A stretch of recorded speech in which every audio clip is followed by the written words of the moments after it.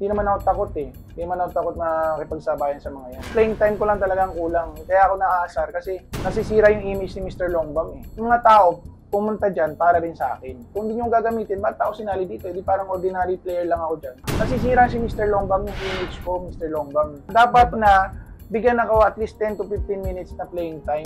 Ano, nagpapahype lang yan, content lang yan.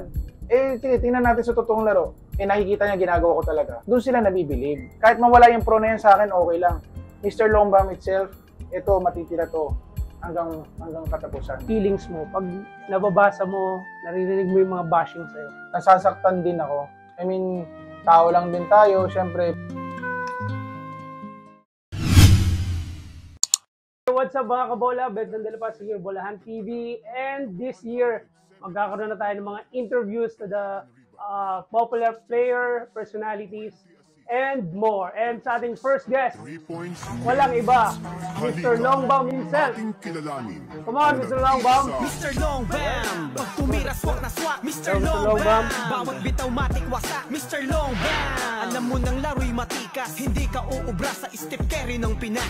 Alam mo, grabe yung tirada mo nung last game Oo. Pinausok mo na may internet. Of course, talagang tuwa ko talaga nun, tsaka excite. Pakiramdam ko talaga nanalo ako ng loto. Naalala ko, nag-message pa ako sa inyo. Nakita ko kasi yung distansya ng tira mo mula sa 3-point arc. Napakala. Kumbaga sa PBA, 4-point shot na yun Tapos may depensa pa, close out. Kaya nga. Gano'ng kahirap? Actually, yung shot na yun, normal range ko na talaga yun. Pero ang problema, mahirap lang talaga siya kasi ang bilis ng depensa bumalik. Hirap din talaga na makakuha ng talagang magandang shot. Yun nga, madalas nga yung mga shots ko talaga doon is talagang mabibilis yung release. Pero hopefully sana sa mga next game makapag-adjust ako. Bilib ako sa'yo Nung nanood ako ng debut, nakita ko yung sa warm-up, pag-shoot ka kanan, pero pag layup ka kaliwa. Pinapractice mo talaga yun? O sanay ka both? Actually, mas sanay ako sa... Kaya ko naman yung dalawa. Kaso lang, syempre, may mga, bawat tao may mga strong side tayo. So, doon lang tayo kumama. Pero bihira yung may ganong kakayahan Parang sa NBA, LeBron James, Westbrook lang yung may ganon Parang... Ginobili, ganun din left-handed siya left-handed si Ginobili, pero pag titira din siya kaliwa Pero ikaw, jump shot mo kanan, yung layup mo kaliwa. Parang dominant hand mo yung kaliwa pag layup Tama. Paano ka naging pro? Para may idea lang sila. Pro. Actually, dapat magkasama kami Jonah ngayon Dapat sa Binyan talaga ako. May revelation tayo dito. Binyan pala siya kay Boss Monching. Kasi siya yung unang nag-offer sa akin, si Boss Monching, na kung gusto ko daw ba maglaro sa team nila sa Binyan. Tapos tinawagan niya rin si Jonah. At the same time, yun nga, kung napanood niyo yung last time na nandun ako sa Batangas. So, napanood ko, nakita ko nga kayo ni Jonah. Nandun kami nun ni Jonah. Nag-support lang kami. And then after that, parang hindi ko na sila nabalitaan ulit Pero yun nga, nabalitaan ko si Jonah na yung kinuha. So after that, hindi ko na in-expect na magpo-pro na ako Pero may umoffer ulit sa akin, which is yung may nag-offer. Top tier. Lipa, Batangas. Yun na, dire-diretso na. Paano yung offer nila sa'yo? Parang, Harms, laro ka, ganun? Yung sinabi naman sa akin nandun si Jonah sa kabila, yung mas maganda, may influencer din kami dito para at least maganda rin yung maging platform, sumikat din kami. So, ito yung revelation number 1. Hindi talaga siya yung lumapit sa team para maging pro. Yes. Yung top tier yung lumapit kay Mr. Longbam. So, clear tayo dyan, no? Yes po. Okay. Pag-invite sa'yo ng top tier, what they expect na nung kinukuha nila? Aside from you'll be a big help sa popularity. Hindi, actually, yun nga yung sinasabi nila. Siyempre, alam nyo naman yung bawat team, may mga kanya-kanya naman silang strength and weaknesses. Siyempre, yung sa akin, 3 points. Yun talagang dahilan kung bakit nila ako kinuha for my 3-point shooting. Okay. So, yun na nga, nag-pro ka. Pero, bago ka nag-turn pro, naglalaro ka muna sa mga recreational Yes. Yun talaga yung nag-mulat sa mga tao about Mr. Longbam So, paano ba nagkaroon ng Mr. Longbam? Kasi History natin. Yung Mr. Longbam kasi niyan, talagang naglalaro kasi ako dyan sa may Pasay, sa may Bowlers United.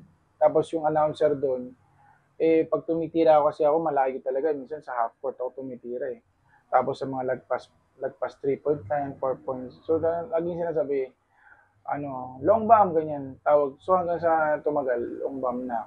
Ayun, kay ano to, kay Justoni. Okay, just Ayun, no? Yun pala yung nag-originate yung Mr. Longbam, yung burger niya. So, meron pala dito, may Mali si Justoni, yung commissioner talaga yun. Siya yun talaga yung nag-help din sa akin para to become Mr. Longbam na rin. first kita ma-meet sa debut game mo.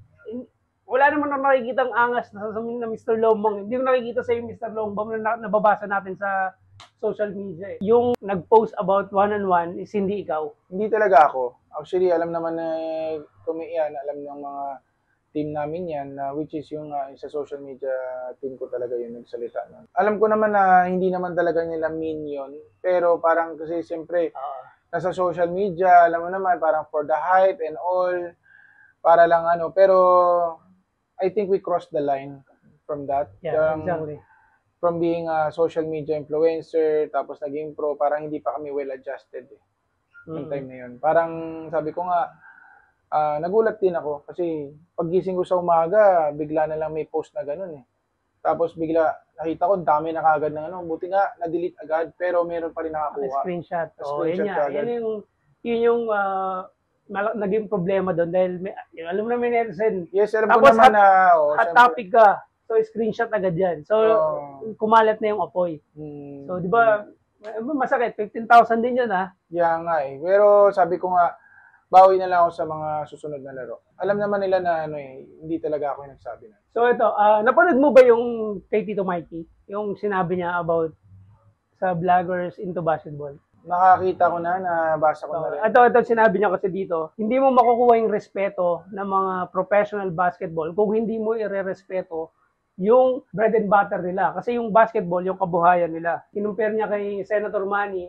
Nung naglalaro sa PBA si Senator Manny, ang sabi niya, hindi niya hinipe yung sarili niya, hindi siya nagyabang na nasa PBA siya. Kaya nakuha niya respeto ng PBA. Ito na lang masasabi ko sa mga nagsasabi ng ganyan. Tito Mikey, correct me if I'm wrong na lang. Sabihin nun, siyempre, that's your own opinion. And I think talagang bago pa kami pumasok as pro, para sa akin, marami na kaming natatanggap na talagang pangit na criticism. Marami na talaga kaming basher bago pa kami nag-pro. So pag pumasok kami ng pro, mas lalo lang dumami kasi syempre inisip nila mas magaling pa ako dyan, nakakapasok pa yan, ganyan. Syempre sa ngayon kasi iba na rin yung ginagawa ni Jonah ngayon, which is talagang sineseryoso niya na talaga yung pagiging pro niya, and mga post niya wala naman masyadong yabang Dati kasi, di ba, alam mo naman, di ba, marami rin siyang post. Speaking of Jonah, talagang naglalaylo na siya sa pagiging brusco Nagiging na siya ngayon, talagang pro player pro na. Pero I think naman kasi parang ini-embrace niya talaga yung pagiging pro basketball player niya more than being an influencer. For me, ako honestly, I'll be honest to you, na I'll stay pa rin sa pagiging influencer ko. Kung ano yung nakilala ng tao. Mr. Longbam, ito yung bagay na hindi pwedeng mawala sa akin. Kahit si Coach Mark Pangilinan, kinausap ko, sabi ko kung di mo bibigyan ng playing time, aalis ako Kaya may mga bali-balita na baka hindi na ako mag-continue sa PSL lumabas nga, nabasa ko. Kahit naman sinong player, bigyan mo ng 2 minutes, hindi i-score Hindi talaga. Tingin mo? Wala, kahit sinong player. Tapos ganung depensa, iinit ka pa lang nun Tsaka ako diesel kasi ako para akong diesel. Habang tumatagal, lalong may init Doon ko nakukuha rhythm. Tsaka tumataas presyo. Kasi kung si Jonah, hindi niya kaya gawin yun. Ako kasi kaya kong sabihin yun kasi I have the balls na kaya kong sabihin yun.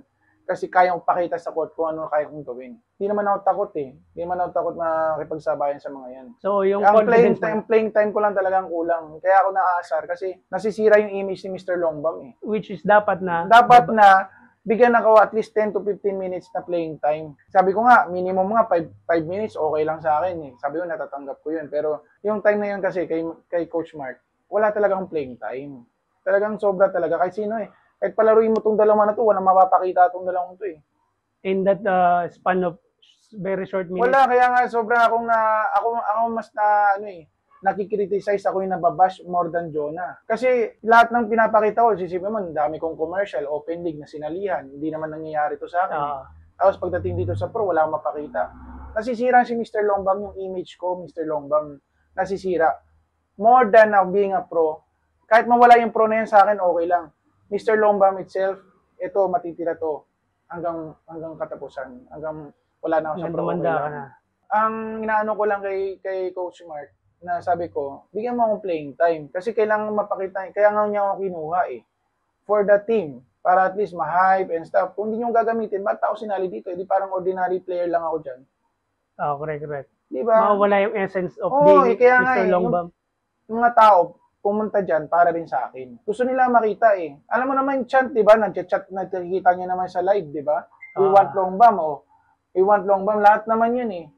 Yung debut nga, ang daming tao eh, no?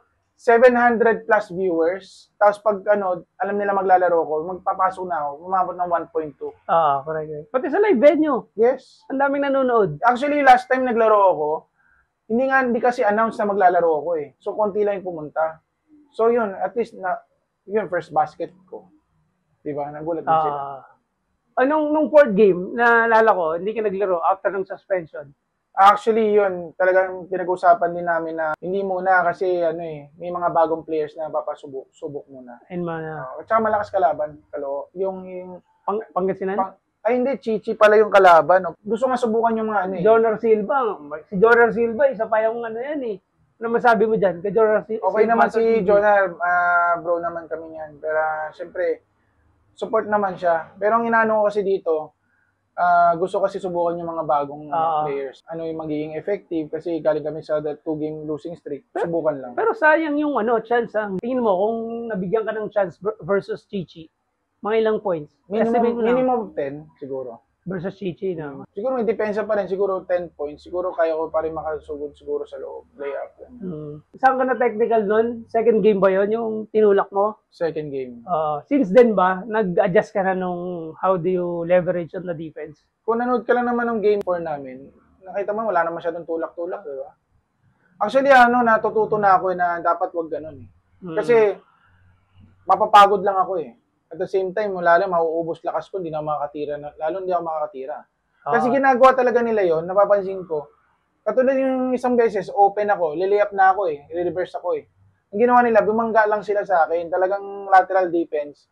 Tapos, sa ilalim kasi hindi kita ng referee, binabangga ako sa ilalim. Pagbangga ko, muntik na out of bounds. So yun medyo sabi ko nga iba yung galawan sa pro talaga. Tapos yun syempre doon sa bantayan naman, man to man, nakalateral din sila. Pero, babanggayin ka rin ng babanggayin, hindi ka rin tatawagin kasi away from the ball. Hindi ka rin makita ng mga referee na yan. Yun yung kaibahan sa pro kasi yung pro, alam nila yung blind side ng mga referees eh. Naaral din yan actually. Tama. Depensa. Tama. Kaya nga, pero kahit nakilala ko yung mga referee na yun, kasi yung mga referee na yun, nagre-referee din sa mga commercial. Sino yung mga idols mo sa NBA? Ano yung idol ko talaga unang-una talaga Michael Jordan. Pero after Michael Jordan, 80s era, 90s naman, lumipat na yan. Naging paborito ko si Tracy McGrady. Kaya doon ko nakuha yung reverse. Nakuha mo? Nga no. Reverse. Galing Kay Tracy McGrady. Mas paborito ko pa siya, compare kay Kobe, compare sa ibang mga mga NBA player. Siya talaga paborito ko. Si Tracy McGrady talaga. How about sa local? PBA? Hindi ako masyado nanonood ng local eh. Pero kung sa local lang naman, dati pinapanood ko talaga yung Twin Tower dati, si Marlo Aquino tsaka si Espinas. Sino yun? Marlo Aquino. Dati. Si Espino. Espino, yun. Nalito ka lang si Gab Espinas eh. So tama, si Marlo Aquino and Dennis Espino. Yun, malaki yung dalawa, yung Twin Tower. Yun. Yan ang mga idols mo. How about sa MPBL? Nakasubaybay ka ba ng MPBL? Wala masyado eh. Kasi sabi ko kung wala naman ako dun, ba't mo nanonood? Oo nga. Parang ikaw lang din yun eh, no? Pero hindi. Pero yung sa MPBL naman, marami naman din ako nababalitaan na talagang mahuhusay din talaga. Yung Mactalio. Kilala mo yung Mactalio? Lagi nga kami nagkakausap sa video call eh. Talaga? Ano pinag-usapan niya? Mga moves? Hindi, pinag-usapan namin kung kailan kami magtatapat. Sayang, yung laban niyo sa kanila, suspended ka eh. Yun. Malamang yun ang kabantayan mo kasi dos eh. Dos si Mactalio eh. Pero maganda siya maging kakampi. Kasi hindi na ako mahirapan mag-score eh. O tama, kasi scorer siya eh. Scorer na ako. Pero tingin mo, kung maglalaban kayo ni Mactalio, makaka-score ka? Makaka-score ako, pero sigurado siya mananalo sa akin. Kasi hindi naman, aminado naman, mas marami rin siyang bala sa akin. Maraming galaw si Mactalio eh. Pero siyempre, yun na yung trabaho niya eh. Kumbaga, yun na yun eh, from the start. Eh ako naman, social media influencer lang naman, hindi naman talaga tayo pro na talagang as in pro na pro. Pero, kung kaya natin sabayan, sasabayan natin. Kung parehas lang kayo ng training, no? Tinarget mo ba talagang maging vlogger influencer? Not really. Not really. Kasi ako talaga gusto ko lang maglaro lang talaga ng basketball. Eh, ang nangyari kasi, marami kasing kumukuha ng aking mga highlights na iba-ibang mga page. So after that, sabi ng ka-teammate ko na bakit hindi ka na lang gumawa ng sarili mong page. Para daw kung hanapin ako or anything, madali lang ako ma-search. Correct. Kasi yung sa iba-iba yung credit makuha. Which is tama naman. Tama naman. Actually, hindi ka pa talaga nagbo-boom. Nag-message na ako sa'yo dati, di ba? Parang gusto na kita ma-interview. Ang tagal na nun, parang August pa last year, di ba? Yun nga yung point na sinasabi ko rin sa mga tao na mga malapit sa akin na sabi ko, si Bolahan TV kasi, kala nila kasi basher ko. Pero hindi naman nakakalain. Si ano siya, mabait naman si Bolahan TV. Ano naman siya eh, actually dapat di talaga ako pupunta ngayon eh. Kasi may sinasabi kasi nila na, di ba basher mo yan, ganyan. Akala nila. Pero ano lang kasi siya, in the middle lang kasi si Bolahan. Kasi gusto rin niya kasi maging fair din sa mga ibang nanonood na basher at the same time yung mga supporter. Nakikita yung yung the way yung marketing mo. Parang gusto mo maging balance lang. Maliit lang naman ng mundo natin sa social media and also this one, di syempre magkakilala. Para at least wala mga makaaway or anything like. Diyan ako yung unang nag-message sa'yo for interview, di ba? Totoo yun. Ikaw naman, matagal lang tayong magsaset eh. Hindi lang natuloy. Hindi natutuloy kasi nasa pro basketball din ako. Lagi kaming out of town. So wala. Tsaka, buti na lang kay Boss JM. Nakakuha tayo ng location. Dito lang yan, sa Baller Hood, sa Domingo. Punta lang kayo dito, Okay dito. Okay dito. Okay, punta tayo sa personal life mo. Can you tell us more, who is Harms Uy in real life? Simpleng tao lang naman ako. At the same time, maliit na pinagkakitaan, which is yung sa ko nga, pagbablog at the same time yung sa apparel ko rin. May apparel ka and monetize na yung vlog mo. Yes. So, from there ka lang nag-generate ng Hindi, may mga ibang business naman ako, pero which is naman na hindi naman natin, kailangan so, let's keep it secret na lang. Pero, who is Harms Uy? Not Mr. Longbomb. Enderan ako nag-aaral eh, BGC, McKinley. Pero hindi ko kasi naabutan yung mga varsity players. Hindi ka nag-varsity dati? Kasi kami, isa sa mga pioneers kasi kami doon. Parang pangalawang year pala ng Enderan, nandun na ako. Yung first year naabot, pang second year, nandun na ako. Yung Enderan Titans na yan, hindi ko na naabutan yan. Okay. So, wala ka ng chance mag-varsity? Wala eh. Pero nung nag-ano kami, intrams lang kami. Naglalaro ka sa intrams. Kumusta yung intrams mo? Ayun, championship na mga, okay kami. Ang laro ko talaga doon, loob nga, more on loob. Tapos yung 3 points ko talaga doon, hindi ganun kadami. So hindi ka pa Mr. Long Bomb? Hindi pa. Short bomb pa? Pero yung reverse nandyan na. Mr. Reverse nandyan na. Before narinig ko nga yun, Mr. Reverse ka dati. Mr. Reverse. Parang LA Terorio. Balik lang ako saglit ha, yung experience mo sa basketball from Enderan, recreational, commercial. Ilan taon ka nagsimula mag-basketball?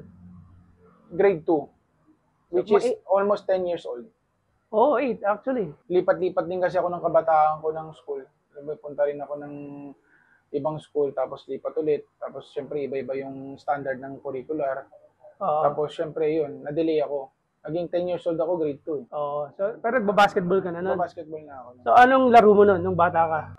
Loob eh. Big man ka pa nun, nung bata ka? Mga 4, 5. Kasi ako yung matangkad sa kanila dati. Elementary yun. Pagdating sa high school, nagko-4 na lang ako kasi may mga mas matatangkad na sa akin. So, mga stretch 4 ka na? Doon ka na tumitira-tira sa labas? Perimeter lang. Parang Team Duncan ka nun, 4? John Howard. Wow, Juan. Uy, bigat yun, ha? Juan Howard, yung tira ko, Juan Howard pagka perimeter. Hi, this is Mr. Lombam and this is the meme tweets. Alright, magbabasa tayo ng mga mga comments ng mga ating mga bashers, mga netizen natin dito na dito sa social media, alam na. Sasagutin ko sila, ha? Gusto ko malaman ninyo yung mga aking nasa loobin. Alright. Ito, si Carlo Emmanuel Ramos. Ang sabi niya, kailan siya titigil maglaro? O ikaw, Carlo Emmanuel Ramos, kung tumigil ka na maglaro, tsaka na ako titigil. Yan, di ba? Ito naman, si Lionel Andoyo. Ask mo lang kung paano niya binaboy word na pro basketball players, bro. Paano ko ba binaboy? Ewan kasi para sa akin, naglalaro lang naman ako. Tapos, syempre, alam mo na, may kitang depensa. Siyempre, kung anong binibigay nila, yun din yung bibigay ko, di ba? Kaya siguro, naisip nyo, binababoy ko. Pero, totoo lang, di ba?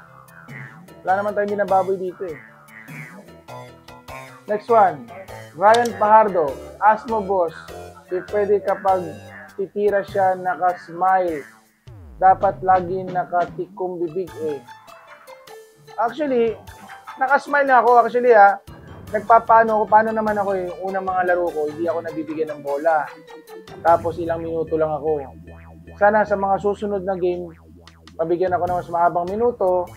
At the same time, syempre, pag natira ko na yan, alam mo na gagawin ko. Feelings mo, pag nababasa mo, naririnig mo yung mga bashing sa'yo. Nasasaktan din ako. I mean, tao lang din tayo. Syempre, parang you give a lot of effort dito sa game na mahal natin. Syempre, iba-ibang way kasi tayo eh. Kumbaga, sinasabi nga nila na, ay, ang pangit ng shooting mo, ganyan. Hindi naman ganyan yung shooter Ayun, for me hindi naman lahat ng shooter maganda talaga tumira eh. So, totoo lang yung si Sean Marion. Yeah. Tingnan mo si Sean Marion, yung si Chuck Hayes, sila si George Gervin. Actually, maraming NBA player NBA player sila pero hindi ganun kaganda yung shooting form. Pero, nag-shoot talaga. Actually, sa akin, yung pagdating sa shooting form, wala sa shooting form yan eh. Nasa yan yung confidence mo, yung pagtira mo. Kahit gano'n ko ganda yung form mo, kung bibitaw ka pa lang, kabado ka na, hindi yan shoot. Kahit nga layup pag kinabahan ka, sablay na yan. Sablay yan. It's about confidence. Ako personal, nakita kita, sobrang mabait ka talaga in person. Ano sa tingin mo yung bakit dumadami yung bashers mo? The way kasi na perceive nila ako nung mga previous vlog ko. Which is yun nga, mayabang, tapos yun nga, kung maghamon ako, parang sinasabi, mas magaling para ako kay Stephen Curry, mga ganon. Yung mga linya ba, yung mga linyahan ko. Ay, alam niyo naman guys syempre, nasa social media tayo, hindi lahat na nakikita nyo, nababasa nyo ito totoo. Syempre tayo, gumagawa tayo ng pera dito, sa social media. We need to hype, para lang magkaroon tayo ng money. Syempre, kumakagat kayo, ibig sabihin, di ba? Effective. Ito, yung sinabi mo about Stephen Curry, hype or totoo? Siyempre, alam na nating hype yun. Pero, pagdating kasi sa long range talaga kaya ko talaga tumira ng kahit kano karaming beses. Tapos, siyempre, si Stephen Curry naman kasi hindi niya ginagawa. Kaya sinabi ko lang naman na mas shooter ako sa kanya. Pero ngayon, mako-confirm mo masasabi mo ba na mas shooter ka talaga kaysa in-game, kaysa kay Steph? In-game. Wala pa ako napapakita kasi sa PSL So, yun yung workout ko. Sana magawa ko yun. Na mas tumami points. From the logo. From the logo, magawa ko yun. Kasi iniisip ko kasi parang yung nagpipigil sa akin. Totoo lang. Hindi naman sa yung coaches, wala naman silang sinasabi. Pero nagpipigil sa akin na pwede ko ba itong gawin sa pro? Yung ginagawa ko sa commercial, yung titira na malayo, ganon. Baka may masabi na naman si Kume. Yan na ano ko, na ilang ako gawin. Kasi walang gumagawa ng ganun sa pro eh. Yung paghawak mo ng bola, titira na sa Oo, walang ganun. So, may thinking ka na gawin yan one day. Kailangan maging close ko muna si Kumay para at least wala tayong violation. Ano. Hindi, that's a legal shot. Legal shot yun. Hindi, legal shot, pero ano magiging kita niya eh, baka sabihin na naman yun sa mga influencer na naman, hindi na ano, di ba? Kung may time, shot clock winding down. Pwede yan. Shot clock winding down, pwede yan. At least masubukan mo tumira from the half court. Okay, may babalikan akong question. Yung sentiments ng netizen na sinasabi nila, mas maraming deserving, ang daming athletes, ang daming student athletes nagpapakahirap sa training varsity para lang maging pro.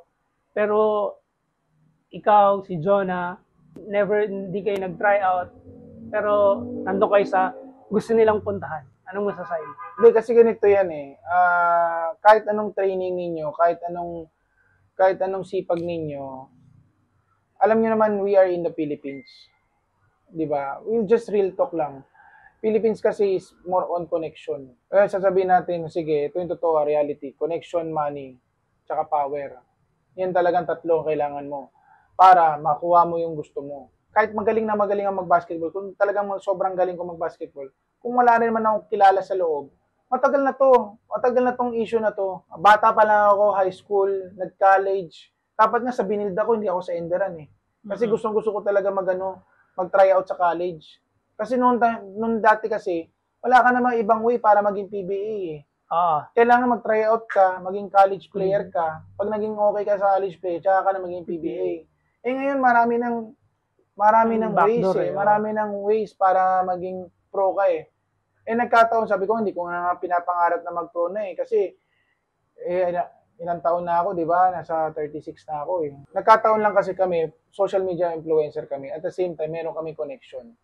Which is, na-connect na namin, which is ito. Sa mga coaches, sa mga tao, sa mga players. So, nagkataon lang, may chance lang ako kasi since, yun nga, influencer kami. Malaking bagay talaga, makilala ka rin talaga sa gusto mo talagang ginagawa. Kasi katulad niya, naging influencer ako, mas marami nakakilala sa akin. Kasi hindi lang naman ako nagpapa-hype lang kasi ginagawa ko talaga 'yun sa totoong game. Kasi kung hindi naman uto-uto yung mga tao eh. Kung talagang sabihin natin sige, nagpapa-hype lang 'yan, content lang 'yan. Eh sige, tingnan natin sa totoong laro. Eh nakikita niya ginagawa ko talaga. Doon sila nabibilib. Kami lang naman dalawa talaga yung mataas na sa basketball. Kasi yung ibang mga influencer namin na nakakasama namin, iba-iba yung may binablog eh. Correct. Siguro yung pangatlo, si Hamtime siguro, no? Si Hamtime, siya yung, Si Hamtime, kasama ko din yan. Pag nag-vlog kami nung una, sa Bulacan, namigay kami sapatos. Yun, nag-ano na rin siya nga, nag-transition siya, dati motor siya. Basketball. Tapos ngayon basketball na. So naghihilig na rin siya sa ganun.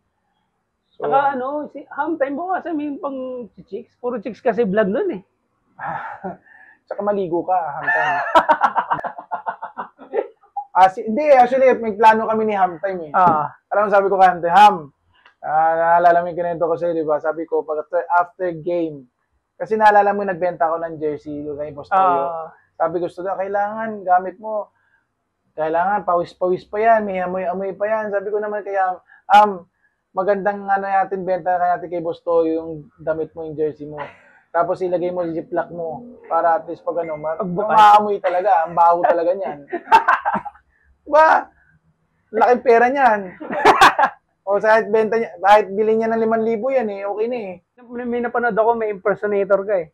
Mr. Rongbam. Hindi, may isa pa ulit, may bago na naman eh. Sabi nga nila, masusukat mo lang ng isang tao na masikat na siya kung mayroon na marami na gumagaya. Flattered ka ron. Natutuwa naman ako na may mga gumagaya, ganun. Sabi ko nga eh, baka one of these days, sumali sila sa mga look-alike or something ganyan, yung mga lumabas din ako, katulad kay LeBron James, no? Ganun, no? Kaya lang sila ang masisikat kasi sila yung sumali kamukha mo. Look-alike. Look-alike ka, no? Pero hindi, promotion pa rin sa akin yun. Kasi pangalan ko pa rin yung dun. How about pag medyo over basketball ka na, how about showbiz? Actually, yun nga yung wino-workout ko ngayon eh. Sabi ko, Kasi since si Reinhardt naman kasi, yung marketing namin doon, manager namin doon, nasa GMA siya. Sabi niya sa akin, eventually, baka may chance, pwede ako makuha doon. Anong genre mo? Serious, dramatic, comedy, variety show? Mas gusto ko yung yung medyo serious na, alam mo yun, nang aapi ako. Oh, kontrabida, gano'n. Kontrabida, nang-aapi ako ng mga kalaban, mga bida. Basta kailangan ng sample dyan, di ba? Pag mga gano'n. Isang sample dyan, kanyari, si boss. Ang yabang, ikaw yung kontrabida. Parang Hindi, na natin yan. Isang linyahan lang. Paano? Sige. Pag ginagawa mo dyan, ka nga pa harang-harang sa dinadaanan ko. Baka masapok pa kita dyan eh. Pwede. Ganun. May mga kilala ako sa GMA, baka ma-recommend kita. Gusto ko nga, okay nga lang sa akin kahit guest appearance lang muna. Sabi ko, parang importante na kikita-kita at the same time. Oo, sa Batang Riles. Pwede. Sa GMA. Batang Riles. Kasi meron silang basketball scene doon. Pwede mo sabihin kay Reinhardt. Kontrabida, close sila Miguel Dan Felix. Ayun. May basketball scene doon parang mga Batang Riles kasi sila Tapos sumali silang liga. Di ba? Pwede. Ikaw yung ngayon yung bully nila. Bida, sila yung bida Pwede. Di ka nila mapigilan. Basketball, maglalaro kayo doon. Pwede. Kasi kahit kahit hindi basketball yung role, pwede naman kung may mga magandang project. Ayun, Viva Max daw. Viva Max, no? Hindi, si yung kasama ko dyan, yung mga hilig dyan sa Viva Max. Gutesa. And that's all for today. Salamat sa iyo, Mr. Longbam. Alam ko may practice ka pa today, di ba? Yes. Alas 3. So, it's 2 p.m. na. Mga tao dyan na sabi, hindi ako nagpa-practice ito na. Pa-practice tayo para at least condition tayo. Tuesday, Wednesday, minaro. Bukas. Stay tuned and sana maging magandang labanan.